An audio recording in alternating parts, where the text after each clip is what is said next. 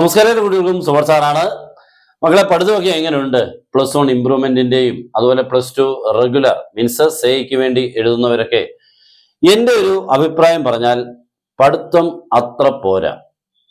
നിങ്ങൾ ഇപ്പോഴും ഒരു സീരിയസ് ആയിട്ട് ഈ വർഷം തന്നെ ഇന്ന് കംപ്ലീറ്റ് ചെയ്യണം എന്നുള്ളൊരു എയിം ഉണ്ടോ എന്നൊരു സംശയമുണ്ട്.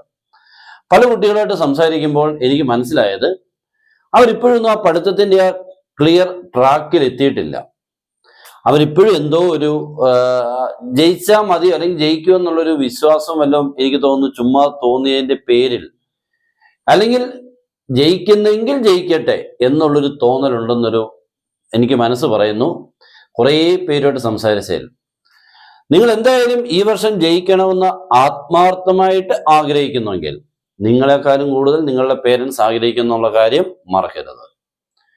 നിങ്ങൾ ഇപ്പോഴത്തെ ഈ പഠിത്തത്തിന്റെ സ്റ്റേജ് ആ സ്റ്റാറ്റസ് മാറ്റിയിരിക്കണം, ഉറപ്പായിട്ടും മാറ്റിയിരിക്കണം. നിങ്ങളിപ്പോൾ പഠിക്കുന്നുണ്ട് എന്ന് പറയുന്നവരിപ്പോൾ ചോദിച്ചു കഴിഞ്ഞാൽ പറയും പഠിക്കുന്നുണ്ട്. രണ്ടാമത് ചോദിച്ചു കഴിഞ്ഞാൽ കുഴപ്പമൊന്നുമില്ല. എന്ത് കുഴപ്പമില്ലെന്നാ? കുഴപ്പമുണ്ടാവാൻ സാധ്യതയാ. കുഴപ്പമുണ്ടാവുന്നത് എന്താണെന്ന് നിങ്ങൾക്ക് തന്നെ അറിയാം. ഇനിയിപ്പം കുഴപ്പം എന്താണെന്ന് ഞാൻ പ്രത്യേകിച്ച് പറയേണ്ട ആവശ്യമേ ഇല്ല. അപ്പൊ അതുകൊണ്ട് നന്നായിട്ട് പഠിക്കുക എന്നുള്ളത് ആത്മാർത്ഥമായിട്ട് നിങ്ങൾക്ക് തോന്നണം, നിങ്ങൾക്ക് ഫീൽ ചെയ്യണം.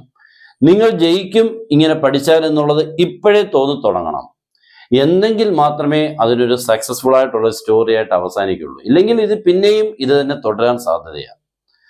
നിങ്ങൾ ഉറപ്പായിട്ടും നന്നായിട്ട് പഠിക്കണം എന്ന് പറയുന്നതിനുള്ള കാരണങ്ങൾ, നിങ്ങളിപ്പോൾ എഴുതാൻ പോകുന്നത് പഴയ പോലെ ഒരു ഇംപ്രൂവ്മെന്റ് എക്സാം മാത്രമായിട്ട് നടത്തുന്ന എക്സാം അല്ല.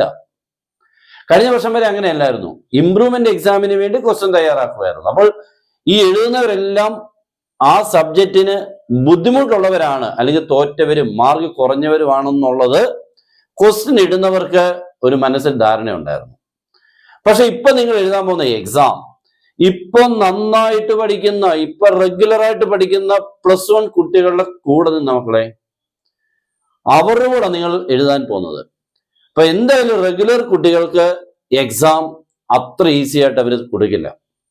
നിങ്ങളും അത് തന്നെയാണ് ഇപ്പൊ എഴുതേണ്ട അവസ്ഥ. നിങ്ങൾ ഇത്ര നാൾ അത് ആലോചിച്ചിട്ടേ ഇല്ലായിരുന്നു അല്ലേ? കഴിഞ്ഞ വർഷം വരെ അങ്ങനെയല്ലായിരുന്നു. കഴിഞ്ഞ വർഷം വരെയും എക്സാമിന് വേണ്ടി, ഇംപ്രൂവ്മെന്റ് എക്സാമിന് വേണ്ടി ക്വസ്റ്റ്യൻ അങ്ങനെ ഒരു തയ്യാറാക്കലായിരുന്നു. അതിൽ നിന്ന് വ്യത്യസ്തമായിട്ടാണ് നിങ്ങൾക്ക് ഈ വർഷം എക്സാം എഴുതേണ്ടത്. അതുതന്നെ +2ന്റെ കാര്യത്തിൽ പിന്നെ ക്വസ്റ്റ്യൻ ടഫാകും എന്നുള്ളതാണ് സൂചന. ഒത്തിരി ടഫല്ല, എന്നാലും ഈസി അല്ല എന്നുള്ളൊരു തോന്നൽ ഉണ്ടാവാൻ സാധ്യതയുണ്ട്. കാരണം പലയിടത്തെയും question paper, sample question paper, Christmas എക്സാമിനുള്ള ക്വസ്റ്റ്യൻ പേപ്പർ, ഇതെല്ലാം ഇങ്ങനെ കാണുമ്പോൾ എനിക്ക് തോന്നുന്നത് നിങ്ങൾ ഈ സിമ്പിളായിട്ട് പഠിച്ച് പഴയ ക്വസ്റ്റ്യൻ പേപ്പറിൽ ഇത് പഠിച്ചിട്ട് പരീക്ഷ എഴുതാൻ പോയി അതേപോലെ വരും എന്ന് വിചാരിച്ചുകൊണ്ട് മാത്രം പോകരുത്. നിങ്ങൾ ഇരട്ടി പഠിച്ചെങ്കിലേ നിങ്ങൾ ഉദ്ദേശിക്കുന്നതിന് മുന്നിലോട്ടാൻ സാധ്യതയുള്ളൂ. നിങ്ങൾ ഇതെല്ലാം മുന്നിൽ കണ്ട് വേണം പഠിക്കാൻ. നിങ്ങൾ ഇനിയും മണ്ടരാവരുത്. എനിക്ക് എത്രയേ ഉള്ളൂ പറയാൻ.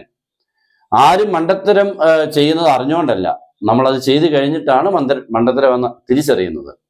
അതുകൊണ്ട് ഇനി നിങ്ങൾ ഇത്തിരി മുന്നിലെറിയുക എന്ന് പറഞ്ഞാൽ നമ്മളുടെ ലക്ഷ്യത്തിനും അപ്പുറത്ത്. ഇപ്പൊ നിങ്ങൾ ഇവിടെ അയക്കുന്നെങ്കിൽ ഇവിടെയാണ് നിങ്ങളുടെ ലക്ഷ്യം, മീൻസ് എയിം. പക്ഷെ നിങ്ങൾ ഇവിടായിട്ടല്ല, ഇവിടെങ്കിലും എറിഞ്ഞെങ്കിലേ ഇതിനിടയ്ക്കൊക്കെ നിൽക്കത്തുള്ളൂ കേട്ടോ.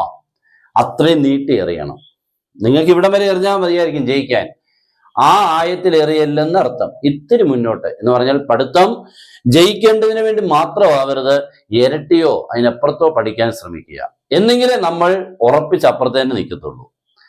അതൊന്ന് പറയാൻ വേണ്ടി വന്നതാണ്. കാരണം കുട്ടികളുമായിട്ട് സംസാരിക്കുമ്പോൾ ഇപ്പോഴും അവരൊന്നും പഠിച്ചു തുടങ്ങിയിട്ടേ ഇല്ല. ഇപ്പൊ ആപ്ലിക്കേഷൻ കൊടുക്കുന്ന ആ തിരക്കിലൊക്കെ നിന്ന് ഇങ്ങനെ നിങ്ങൾ തന്നെ സമാധാനിക്കുക. ആപ്ലിക്കേഷൻ കൊടുക്കുന്ന സമയമല്ലയോ, പിന്നെ പഠിക്കാം. ഇങ്ങനെയാണോ? നമുക്ക് ഇന്നത്തെ ഈ ദിവസം പഠിച്ച് അത്രയും മുന്നിൽ നിന്നാൽ അത്രയും കൂടെ കുറച്ച് നടന്നാൽ പോരെ എത്താൻ. അതുകൊണ്ട് പുറകോട്ടല്ല പോകേണ്ടത്, മുന്നിലോട്ട് സ്പീഡിലാണ് പോകേണ്ടത്. ഓക്കെ, ഇനി നിങ്ങൾ ഈ എക്സാമിന് എത്തുമ്പോൾ ഉറപ്പിച്ച് ജയിക്കണം എന്നുള്ളത് നിങ്ങളെക്കാളും ആവശ്യം നിങ്ങളുടെ പേരൻസിനുണ്ട് മക്കളെ. കാരണം ഇതിന്റെ ബുദ്ധിമുട്ടുകളും ഇതിന്റെ ആഫ്റ്റർ എഫക്ട്സ് ഒക്കെ അവർക്കറിയാം, നിങ്ങൾക്ക് ഇപ്പോഴും അറിയില്ല. അതുകൊണ്ട് തന്നെ അവർക്ക് വേണ്ടി ആദ്യം, നിങ്ങൾക്ക് വേണ്ടി രണ്ടാമത്. കുറച്ച് കഴിയുമ്പോൾ ഇതൊക്കെ നിങ്ങൾക്ക് തന്നെയായിരുന്നു ആദ്യം വേണ്ടതെന്നുള്ളത് തിരിച്ചറിയും. അപ്പോൾ നിങ്ങളുടെ ചാൻസുകളെല്ലാം നഷ്ടപ്പെടും. അതുകൊണ്ട് ഇപ്പം നിൽക്കുന്നിടത്ത് വെച്ച് അവിടെ ഒരു പ്രതിജ്ഞ എടുത്ത് അങ്ങോട്ട് തുടങ്ങുവാനെ നല്ലൊരു ടൈം നോക്കി അങ്ങോട്ട് സ്റ്റാർട്ട് ചെയ്യും. എത്ര സബ്ജക്റ്റ് ഉണ്ടെന്നുള്ളത് എഴുതി വെക്ക്. എങ്ങനെയൊക്കെ പഠിക്കേണ്ടതെന്നുള്ളത് എഴുതി വെക്ക്. ഏതൊക്കെ സമയത്താണ് പഠിക്കാൻ പറ്റുന്നതെന്നുള്ള ടൈമെല്ലാം ഒന്ന് ചുമ്മാ എഴുതി നോക്ക്. എന്നിട്ട് അതൊരു നമ്മുടെ ഫ്രണ്ടിൽ ഇരിക്കുന്നതിന് മുന്നിലോട്ട് ഒട്ടിച്ചു വെക്ക്. അവിടെ എല്ലാം നിങ്ങൾ ആ സമയം നോക്കി നിങ്ങൾ ജോലി ചെയ്യുന്ന പോലെ, ഒരു ചിലപ്പോൾ സമയം നോക്കി എൻ്റെ ടൈമായി, എനിക്ക് ഡ്യൂട്ടിക്ക് കയറാൻ സമയമായി എന്ന് പറയുന്ന പോലെ നിങ്ങൾക്ക് പഠിക്കാൻ സമയമായി, നിങ്ങളുടെ പഠിക്കേണ്ട ഡ്യൂട്ടിയിലോട്ട് കയറാൻ സമയമായി എന്ന് നിങ്ങൾ തന്നെ നിങ്ങളെ നന്നാക്കിയില്ല എങ്കിൽ ഇനിയും നമുക്ക് അതിൻ്റെ രസകരമായിട്ടുള്ള ജീവിതത്തിലോട്ട് പോയില്ല, വളരെ ബുദ്ധിമുട്ട്, പിന്നെ ഇതേപോലുള്ള വിഷമത്തിലോട്ട് തന്നെ ആയിരിക്കും പോകുന്നത്. അതുകൊണ്ട് ഉറപ്പായിട്ടും ഇപ്പൊ നിങ്ങൾ നിൽക്കുന്ന സ്റ്റേജിൽ നിന്നും മാറ്റി ചിന്തിക്കേണ്ടത് അത്യാവശ്യമാണെന്ന് ഓർമ്മിച്ചുകൊണ്ട് നിർത്തുന്നു. എല്ലാവരും മക്കളെ നന്നായിട്ട് പഠിക്കുക. നമ്മുടെ ക്ലാസ്സുകളൊക്കെ ഉണ്ട്, ജോയിൻ ചെയ്യാം. റിസ്ക് എടുത്ത് പഠിക്കരുത്, മീൻസ് റിസ്ക് എടുത്ത് പഠിക്കുന്നതിനാൽ പിന്നെ എങ്ങനെയൊക്കെ നമുക്ക് ഇവിടുത്തെയൊക്കെ ഈ ക്ലാസ് കണ്ട് പഠിക്കാം അല്ലെങ്കിൽ പറഞ്ഞ് പഠിക്കാം എന്ന് പറഞ്ഞു കഴിഞ്ഞാൽ ചിലപ്പോൾ ബുദ്ധിമുട്ടുണ്ടായേക്കാം. ഞാൻ പറഞ്ഞതേ ഉള്ളൂ. എന്തായാലും നന്നായിട്ട് പഠിക്കുക. എല്ലാവർക്കും best wishes and good bye.